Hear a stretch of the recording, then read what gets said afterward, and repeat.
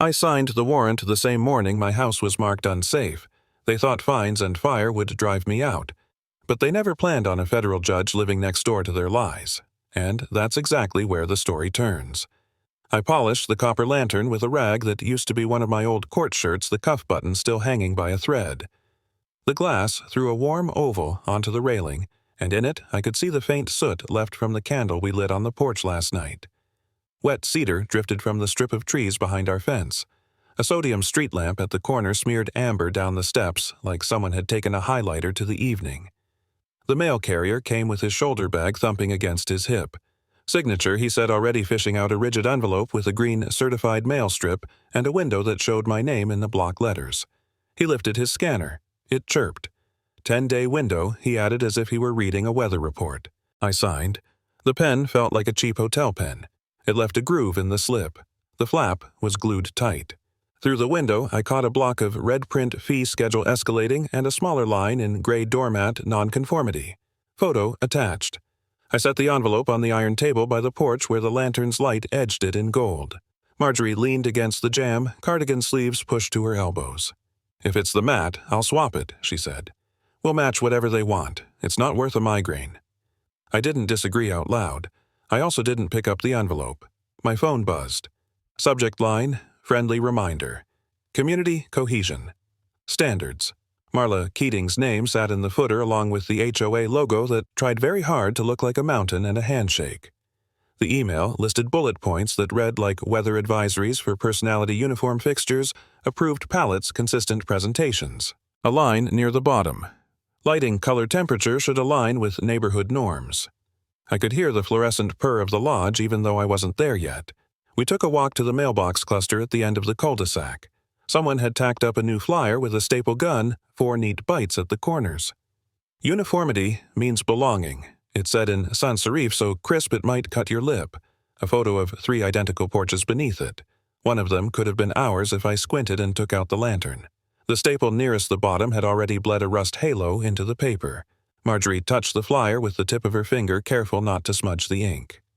"You'll tell me if you want me to answer this one," she said, meaning the letter we hadn't opened. She knows my habit of filing things before feeling them. When you spend a career in rooms where feelings are a liability, you learn to stack paper into cents first. Back inside, I booted my laptop at the kitchen table where the chairs always wobble until you find the sweet spot. I searched my email for Keating and found her name threading through welcome notes, reminders, formatting announcements. It repeated like a watermark. In a PDF linked at the bottom of one message, Bylaws 2012. Updated, I skimmed to Securdan 4.3, Illumination Standards, and a sentence about color temperature maintaining neighborhood harmony. The sentence had the patience of a trap. On the porch, the lantern went on with a mild click. The glass pooled light over the ironwork scroll my wife picked out at a weekend market. A tiny soot vein, barely visible, traced itself along the bottom edge of the glass. The candle had done that. A soft accident on a soft night. I wiped it, and it lightened, but did not go. That's the thing about heat, it leaves memory even when you've taken away the flame. The carrier's envelope waited where I'd left it. Another buzz, the friendly reminder message resent itself, perhaps because someone on the board toggled announcement. At the end of the line of bullet points, a sentence had been added. Please note, inspections may require confirmation of fixture uniformity. I scrolled back up to the subject. Friendly is one of those words that grows teeth if you watch it long enough. I carried the envelope inside, then back out and set it next to the lantern again. The stamp's green band reflected in the glass so that certified seemed to hover in the light like a ghostly street sign. I took a breath. The air had that damp thrift store smell that comes with fall here, wool and wood, and something else you can't name. A neighbor jogged past and pretended not to notice me, pretending not to notice him. "What do you want to do?" Marjorie asked from the kitchen. She was rinsing blueberries, the faucet rattling in the old sink. "Swap the mat. Keep the peace." "I will," I said, "and I'll keep a copy. I don't love a fight, but I have a long relationship with records. They do not yell. They do not blush. They do not forget whom they were sent to or why." On the iron table, I flattened the envelope and ran my finger under the flap. The glue gave with a sigh. Inside, a glossy photo of our porch taken at an angle that made the mat look like a statement instead of a rectangle, and a letter with my name in bold above a 10-day cure period. Below, a grid of red blocks, initial warning. Fine. Corrective assessment. No signature in ink, just a stamped name and a scanned one that tried to look like a signature and did not. I went to the office, slid open a drawer, and pulled out a fresh manila folder. With a felt tip, I wrote HOA evidence. The pen bled a little on the E. I tucked the photo and the letter inside along with a printout of the email and a phone snapshot of the flyer. The lantern's light on the porch reached through the doorway and caught the edge of the folder in gold. I looked back at the table, and the copper face of the lantern looked back at me. The certified band mirrored on its glass as if the word were inside the light and not the mail.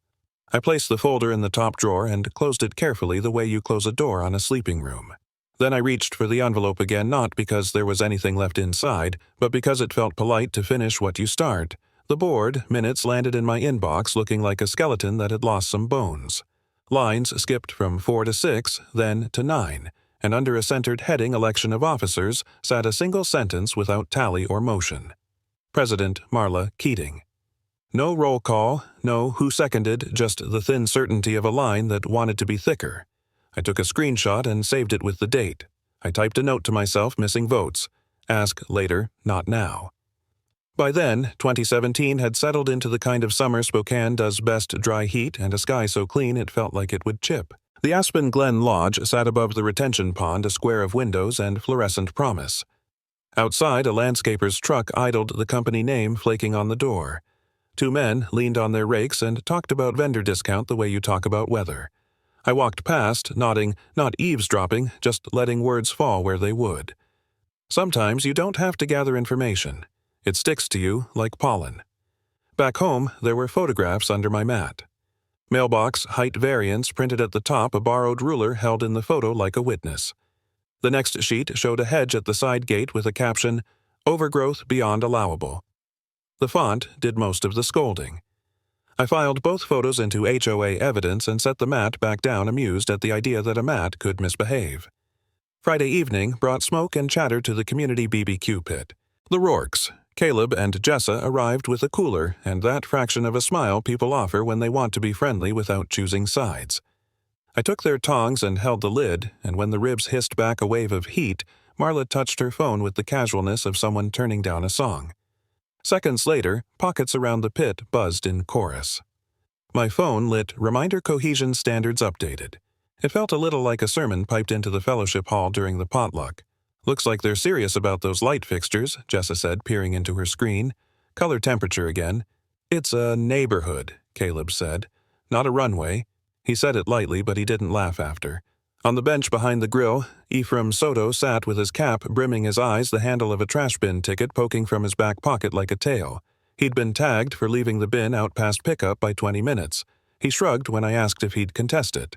"Not worth it," he said. The words carried sawdust. The minutes in my pocket, printed and folded twice, made a stiff rectangle against my leg. I was not here to argue. I was here to practice not making it worse. The trick of living in a neighborhood is learning how to stay while you wait.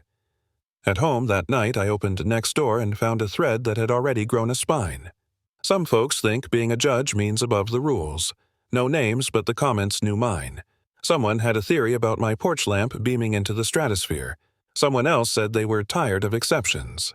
The thread's tone was that mix of soft outrage and neighborly grammar I have come to respect. No swearing, but the commas did heavy lifting. A week later, the lodge meeting ran on time.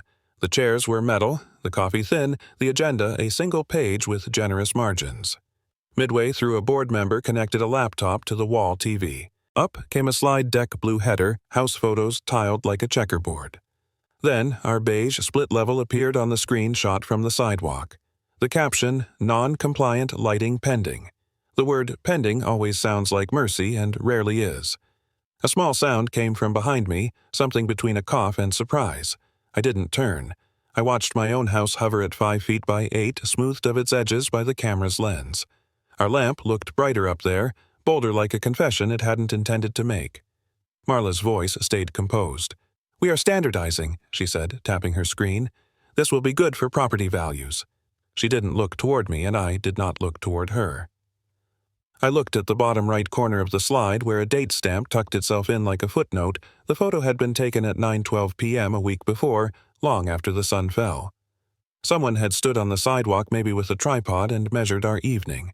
Driving home, I thought of the landscaper's truck idling, the words vendor discount passing between rakes. It didn't add up to anything yet. It would or it wouldn't. There is a patience to paper. Sometimes you have to match it. Back in the kitchen, my phone woke itself on the counter and lit my surname in all caps. 12 new comments, the lock screen announced, cheerful as a clerk. I pressed my thumb to the glass and let the thread open like a door I'd hoped would stay closed one more night. The CC and R's came off my printer in a curl warm enough to make the toner smell like a faint match. I flattened the pages on a library table, uncapped a fluorescent highlighter, and dragged a glowing stripe under executive session every time it appeared. Too frequent, too vague. Each swipe made a quiet swish that felt like I was sanding down a plank to see the grain. In the index, I found a line that had been hiding in plain sight. Records shall be produced within 10 business days of a written request. The sentence lay there like a lever set flush with the floor. The Spokane Public Library's heater clicked and hummed. Snowmelt darkened the entry rug into a rough arch footprints with slush halos led to the circulation desk. Gideon Maris lowered himself into the chair across from me with the slow dignity of someone who's learned to ration knees.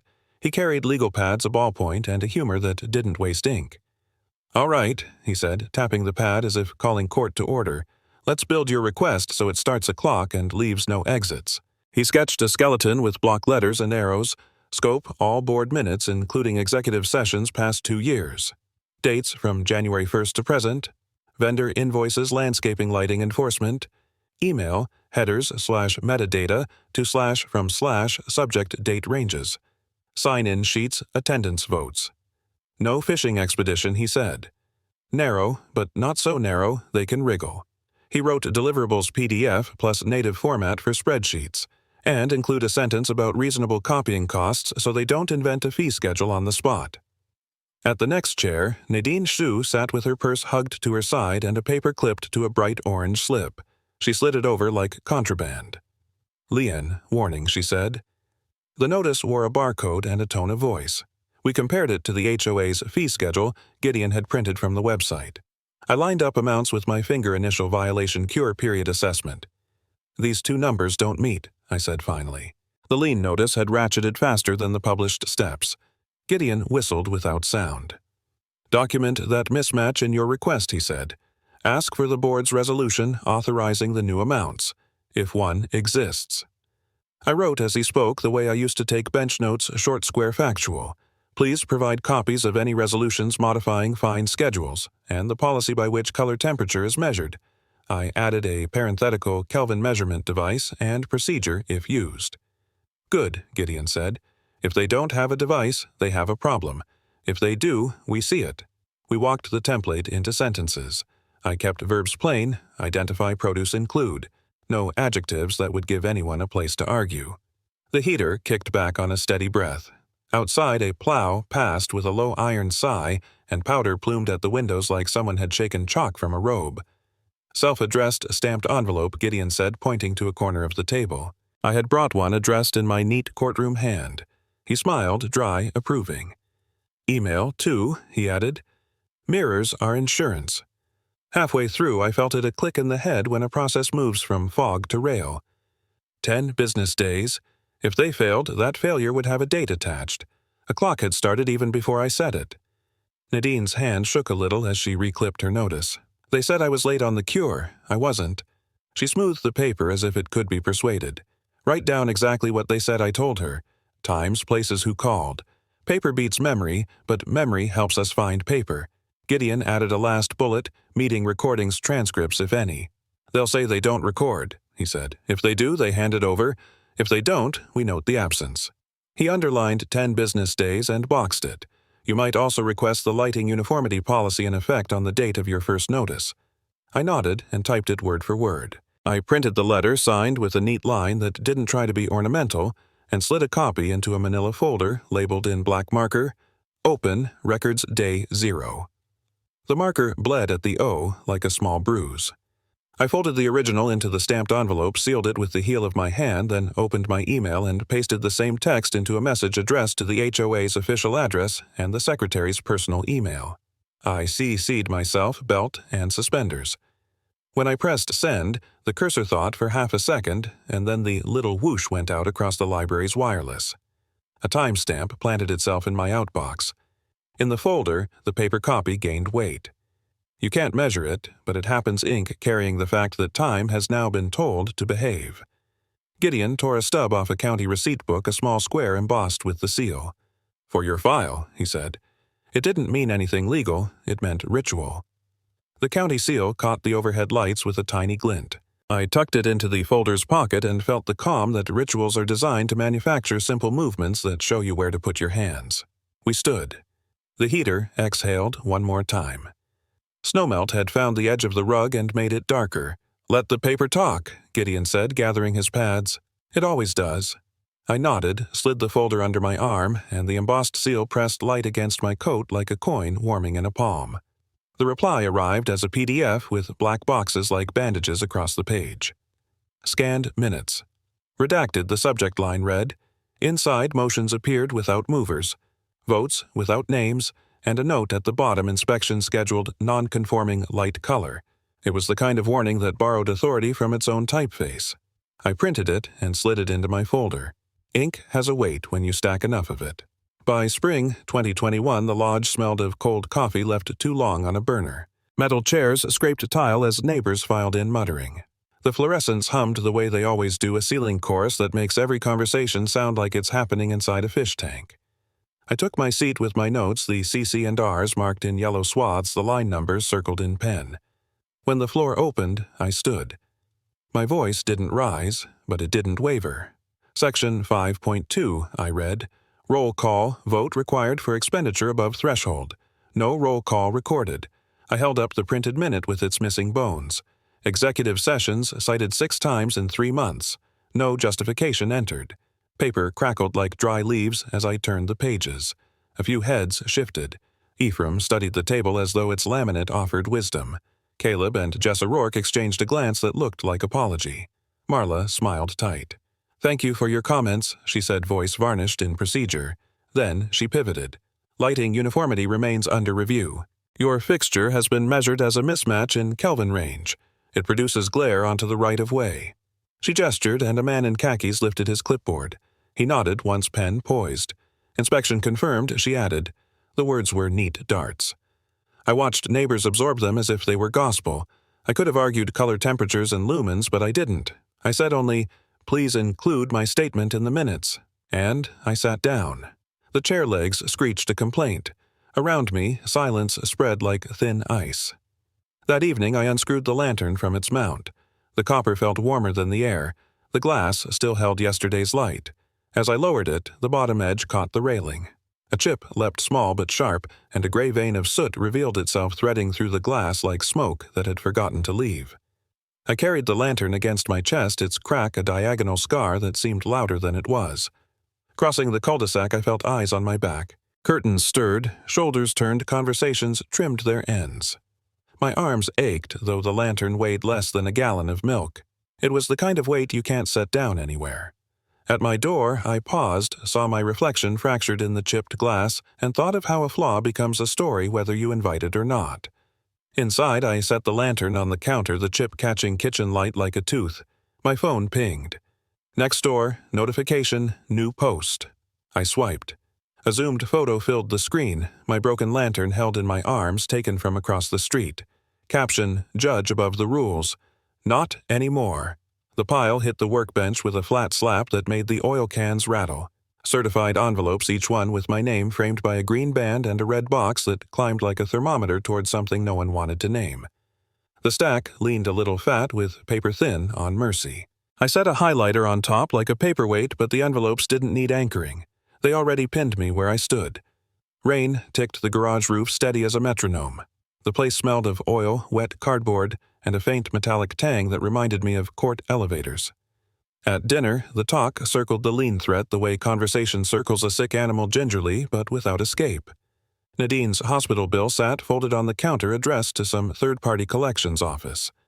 Marjorie slipped it into an envelope for her, sealing the flap with a press of her thumb. "She won't ask," my wife said quietly, "but it's the same as us." Ephraim muttered about moving his voice, dragging across the table like a boot. "Not worth it anymore," he said, staring into his plate. The chicken grew cold between us, bones pointed like reminders. Later in the garage, I sat among the certified stack. The fluorescent tube overhead flickered once, then held. I slit an envelope and let the fee schedule bleed its red blocks across the page. Initial violation cure. Period corrective assessment, each block taller than the last, like steps cut into a wall too high to climb. The highlighter squeaked as I dragged yellow lines under dates and amounts. The ink feathered at the edges as if the numbers themselves were trying to seep out. One letter called my hedge recidivist. Another accused my mailbox of non-uniform posture. My name appeared bolded in every header the way a defendant's does in an indictment. I pulled out a legal pad, the kind with a stiff back that keeps its shape even on a rough bench. On the top sheet, I wrote, "Demand for records non-compliance with CC and Rs." My handwriting had thinned over the years, but it still drew straight lines. Below another header, petition for recall of officers. I listed names, spaces for signatures, and the citation that allowed recall with a simple majority. Gideon's advice echoed paper talks. I stacked 3 pads, one for the demand, one for the petition, one for whatever came after. The rain deepened. I thought of Nadine's notice, Ephraim's packed tools, Marjorie's silence at dinner. I thought of my own lantern chipped on the counter soot vein catching the light.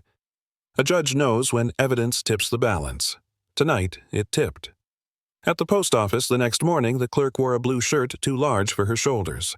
She weighed the envelope without comment, slid it under the stamp head, and brought it down with a thunk. My hand shook as I passed it across. She didn't notice. To her, it was just one more certified letter in a day of them. To me, it was the first move I had made in months that wasn't a reaction. That night, my phone chimed.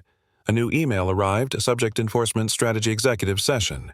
The sender field read Marla Keating, but the CC list glowed with names mine among them as if by accident.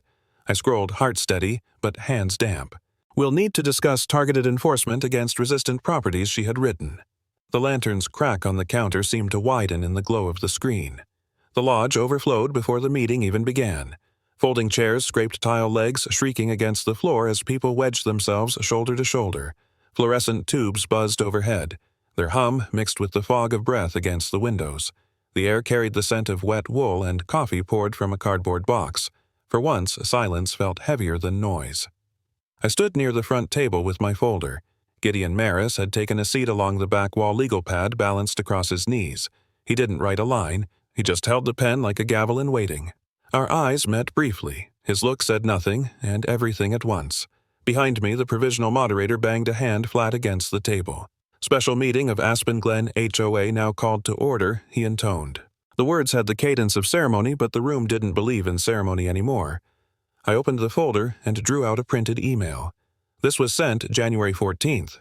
I said, my voice steady. "Subject Enforcement Strategy." Accidentally CC'd to me. I read Marla's line. "We'll need to discuss targeted enforcement against resistant properties." A murmur spread low at first, then rising. Someone coughed sharp. Someone else whispered, "So it's true."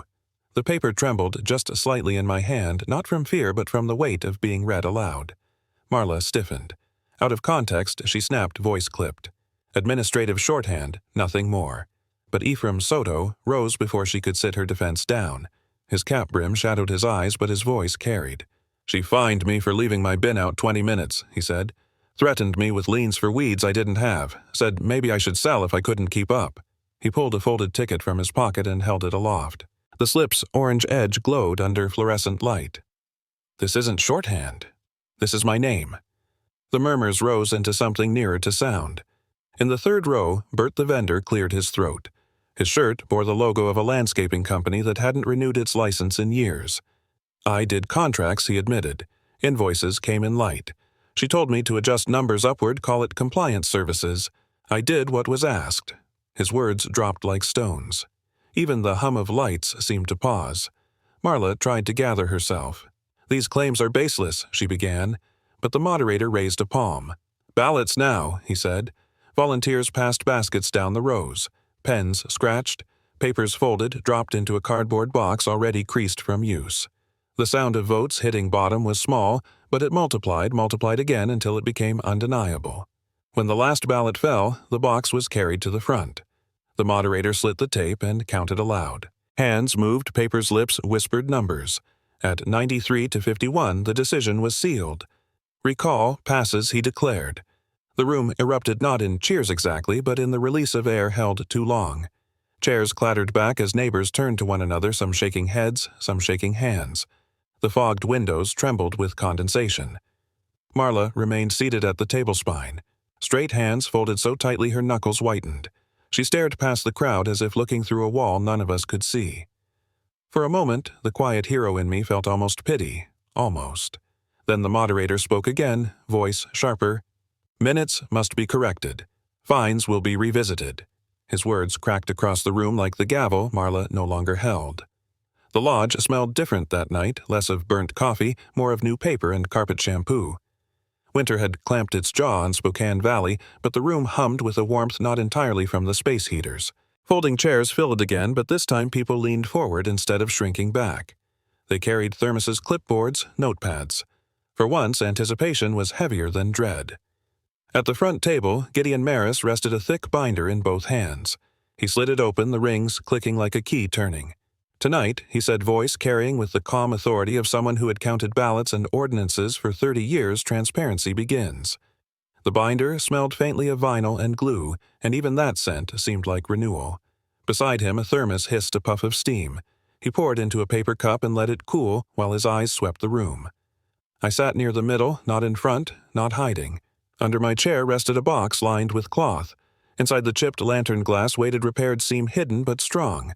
I could feel its presence the way you feel a coin in your pocket you forget, and then remember, and when you remember it, weighs more than it should. Gideon tapped the first page of his binder. "New rule," he said. "Every session will be recorded. Minutes will include names, votes, and motions as made. No exceptions." He lifted his gaze until it rested on Marla's old chair, now empty, the wood polished but unoccupied. A few neighbors nodded, the relief visible in their shoulders. Nadine clutched her coat collar, cheeks pink from the cold outside. She exhaled when Gideon continued. "All audits are scheduled. External review, annual beginning this quarter." His pen ticked against the page. "Liens issued in the last 18 months are voided. Fees collected in error will be refunded." The sentence landed like a stone dropped into water. The ripples were audible gasps, then murmurs, then small nods as people repeated refunded like a word rediscovered. I opened my own folder, the one marked HOA Evidence, and flipped slowly through the stack. Certified letters, red boxes, photographs of hedges and mailboxes, each artifact had carried weight once. Now, in the new air of the lodge, they seemed to fade into the category of exhibits past. Nadine caught my eye. Her smile was small but real, the kind that grows from having less to carry. Ephraim sat straighter than I'd seen in months. His cap brim was pushed back, his face visible. When Gideon announced that bin violations under 10 minutes would be rescinded, Ephraim laughed under his breath. "Could have saved me a gray hair," he said. The sound drew chuckles nearby, and for the first time he didn't duck his head when attention found him. Gideon kept speaking, but his words became rhythm more than surprise audits, reports public posting access within 10 days. Each phrase mirrored something I had once underlined with a highlighter in the library. Tonight, those lines had walked out of paper and into policy. The micro-climax came not with a bang, but with a clap. Someone in the second row started it, palms together, once, twice. Then others joined until the room filled with applause. It wasn't for me, and that was the point. It was for the shift itself, for the sense that a neighborhood could be governed without secrecy, that dignity was not a private luxury, but a common utility. I stayed seated, hands folded on my folder, and let the clapping pass over me like rain. When the noise settled, Gideon glanced toward me. A subtle nod, almost invisible. Mentor to student acknowledgement enough. I returned it with a blink that might have looked like fatigue. Maybe it was. Back home, I placed the lantern on the kitchen table. The chip had been mended with a thin golden seam that caught the overhead light. It wasn't flawless, it was honest. I polished the glass with a cloth, slow circles until the repaired vein gleamed. Tomorrow, I would bring it back to the lodge. Not to hang yet, but to let it sit in the open, visible to anyone who cared to see that broken things can be made whole without hiding the cracks. Later that night, I carried the lantern box back into the lodge while the last few stragglers stacked chairs. I set it under my seat and unwrapped it just enough to see the seam catch light from the fluorescence. The crack glinted faintly, not shame, but testimony. For a moment, no one noticed. That was fine. Symbols work slowly. When Gideon adjourned, neighbors filed past me with softened faces. Caleb clapped my shoulder. Jessa squeezed Marjorie's hand. Nadine whispered refund, as if tasting the word again. Ephraim said nothing, but he grinned with his teeth showing. I closed the box, carefully cloth tucked around the lantern like a blanket. The night outside was sharp with frost. My breath hung in little clouds. I walked across the cul-de-sac, carrying the box, the seam gleaming through the cloth like a promise I hadn't spoken yet. The copper lantern felt heavier than it had in years, though I knew it weighed the same. In the lodge's fluorescent glow, its new golden seams gleamed faintly soldered veins running like tributaries across the glass. I set it on the table before Marla, the same table where she used to preside with a gavel she never needed to strike. Now she sat in an ordinary chair, no longer president, no longer shielded by procedure. She unfolded the resolution with fingers that trembled more from obligation than age. Her voice caught on the first clause. The board acknowledges the misuse of executive sessions and failure to record votes in accordance with Section 5.2 of the CC&Rs. The words sounded mechanical, but her throat worked against them. I watched her glasses fog slightly at the edges. In their lenses, the lantern's golden seams reflected back a shimmer she could not ignore. The room was full. Neighbors leaned forward chairs, crowded close children, restless but hushed. Marjorie sat beside me, hand folded around mine, her ring cool from the air conditioning. Gideon watched from the side legal pad shut for once. His eyes were steady, neither indulgent nor triumphant. He had seen too many resolutions to mistake one for salvation. As Marla's voice faltered through the paragraphs about audits, about refunds, about the voiding of liens, people didn't jeer or cheer. They listened. And when she reached the end, when the final words effective immediately fell into the hush, a kind of exhale passed through the room, a sigh, both weary and relieved. I reached for the lantern and lifted it from the table. Its repaired seams caught the fluorescent light like threads of dawn stitched into metal. For a moment, Marla looked straight at it, then at me. I didn't hold her gaze long. This was not about me, not anymore. Outside, tables were being set under the cottonwoods. Smoke from the BBQ pit curled and spread a slow ribbon of cedar and hickory. Plates clattered, laughter rose in cautious starts, then in longer runs. Children darted between legs with frisbees, their shoes kicking up soft dust. Nadine stood near the grill, her youngest tugging at her sleeve. She bent, hugged both children so tight their faces disappeared into her coat. Her shoulders shook once, then steadied. Ephraim raised a plastic cup, his grin wider than any I'd seen on him. To trash bins left out he shouted, and the small crowd laughed, not because it was clever, but because it was ours. The Rourkes waved me over to their table, 2 plates already waiting, ribs steaming coleslaw pooling at the edge. Jessa called, "You saved us a seat." Caleb lifted his fork in salute. I placed the lantern at the center of a picnic table. Its seam caught the low sun, now not fluorescence, and the light spread softer, warmer. People glanced at it, nodded as though it belonged here. It had been broken. It had been mended. It bore its history openly. Gideon stood near this grill paper in hand. He didn't raise his voice much, but silence fell anyway. "Refunds processed," he announced. "Records open. As of tonight, every resident has the right to see, question, and be heard." He closed the paper and tucked it into his jacket, then lifted his thermos in lieu of a glass. The applause was not loud, but it was full. Marla lingered at the edge of the tables. No one shunned her, but no one beckoned her either. She watched the lantern glow, her arms folded. For a second I thought she might come forward, might say something.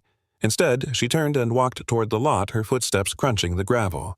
As dusk folded over the cottonwoods, the lantern glowed more brightly, seams gilded by the last rays.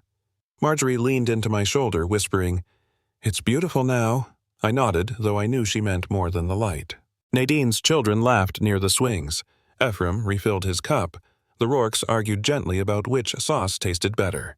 The neighborhood, fractured once, was stitching itself back. I breathed in cedar smoke, warm food laughter. The lantern's light shimmered across the picnic tables, catching plates, forks, glasses, faces. Ordinary faces, but changed. Justice had been seen, and the mending was visible not in documents but in gestures, a shared plate, a raised cup, a seam of gold across glass. Quiet had won. Not by shouting louder, but by refusing to look away, by filing recordings showing waiting. Quiet had carried us through flames and fines, through minutes blacked out and envelopes stacked, through meetings where voices shook and ballots rustled. Now quiet wrapped the night like cedar smoke, steady and sure. I leaned back, eyes on the lantern, and let the light spill into the dark seams, gleaming like promises kept.